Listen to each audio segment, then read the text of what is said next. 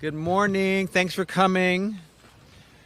Rob Bonta, California Attorney General, and we are here, as you know, and as you can see, at beautiful Dockweiler State Beach. And I did not bring you here as an excuse for a beach day. I brought you here to see firsthand what President Trump and the Federal Pipeline and Hazardous Materials Safety Administration are putting at risk. Our beautiful beaches, our beautiful coastline, our pristine coastline and Pacific Ocean, a multitude of businesses that rely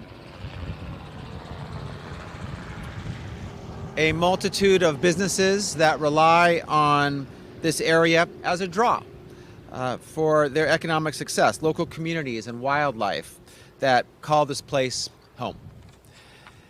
Trump's pipeline and Hazardous Materials Safety Administration, also called PHMSA, has unlawfully given the oil company Sable Offshore Corp. the green light to restart pumping oil through two onshore pipelines that originate and terminate within California, starting in Santa Barbara County and ending in Kern County. One of these two pipelines ruptured, as you all know all too well, in 2015, causing the Refugio oil spill that dumped more than 100,000 gallons of heavy crude oil into the environment and at least 21,000 gallons into the ocean. A catastrophic oil spill that coated 7 miles of California shoreline and damaged beaches as far as 100 miles down the coast. A spill that looms large still in the memories of local residents, the fishing industry, and business owners. Fast forward to today. PHMSA's approval of Sable's restart of this potentially dangerous pipeline is the latest example of Trump doing the oil industry's bidding.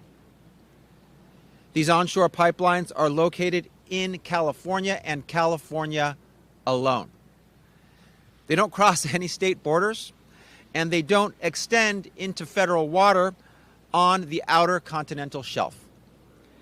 That means oversight of the pipelines is controlled by California, not the federal government. The Trump administration unlawfully undermined California's authority, unlawfully federalized the pipelines and usurped state control, and unlawfully issued Sable a sham emergency permit to begin pumping oil when there's absolutely no emergency. In short, the Trump administration broke the law again, which is why we are suing again, bringing our total number of lawsuits against the Trump administration to 55. This is our 55th lawsuit against the Trump administration, which has acted brazenly, blatantly, consistently, and frequently unlawfully.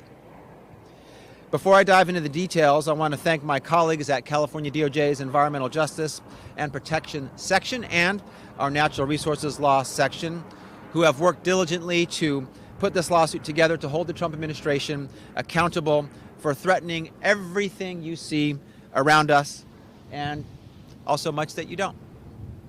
I wouldn't be up here without them. So thank you to my great team. This lawsuit is not about whether or not the pipelines should ultimately be restarted. It's about who gets to decide, California or Trump.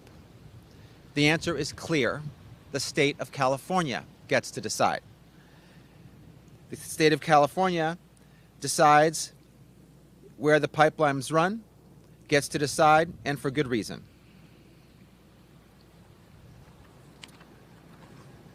The disastrous spill, the Refugio oil spill in 2015, was caused by corroded pipes from one of the Las Flores pipelines.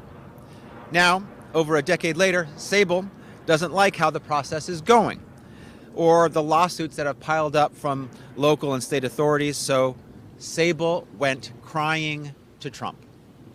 Sable said, "Jump," and Trump said, "How high?" Sable asked the president to declare the pipelines interstate, meaning they cross state borders, and to pretend the pipelines are part of a larger system that extends into federal waters on the outer continental shelf. That is a fallacy. That is not true. All of this is a pretext for usurping state oversight. Trump, from his cozy perch in the oil industry's pocket, dutifully complied. The Trump administration conveniently ignored the fact that in 2015, PHMSA itself deemed the pipelines intrastate, meaning solely within California's borders and within, therefore, California's authority. The Trump administration took control of the pipeline on December 17th, 2025. And less than a week later, it issued an emergency special permit to fast-track the restart of the pipeline. The permit was based on Trump's bogus declaration last year that we're in a so-called national energy emergency.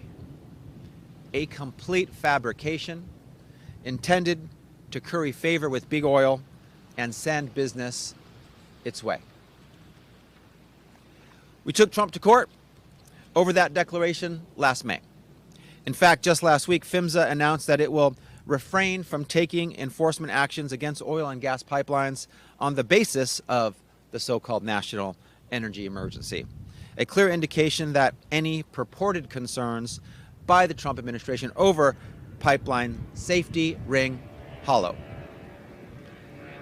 The Trump administration has no ground to stand on. The law is clear. These pipelines fall within California's jurisdiction. The federal administration has no right to usurp California's regulatory authority. We're taking them to court to draw a line in the sand and to protect our coast, beaches, and communities from potentially hazardous pipelines. This attempt to federalize an intrastate pipeline is just the latest wave in Trump's campaign to appease his oil industry buddies. Since Trump took office just over a year ago, the federal administration tried to freeze the development of offshore wind energy that will help reduce our reliance on oil, a move we blocked in court. It tried to withhold billions in funding for electric vehicle charging infrastructure that will help reduce our reliance on oil, a move we blocked in court. It terminated funds for solar energy development, upended California's Clean Vehicles program, and as mentioned, declared a bogus national energy emergency, all of which benefit big oil and all of which we've challenged in court. Trump made no bones about his plans to gut federal environmental protections or his desire to come after California. He's made good on his word, but so have I. When Trump breaks the law, I take him to court, period, full stop. When his lawlessness threatens our environment and our people, when he oversteps his authority to line big polluters' pockets, I step in, just as I am today.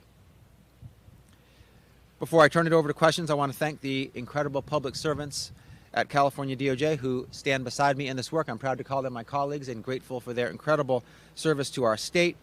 Anadel Almendras, Deborah Smith, Mi-Young Park, Vanessa Morrison, Matthew Bullock, Michael Dorsey, Mitchell Rishi, Rafael Hurtado, and Rebecca Hunter, all great public servants doing important work. I'm grateful for their contributions, and with that, I'm happy to take any questions that you might have.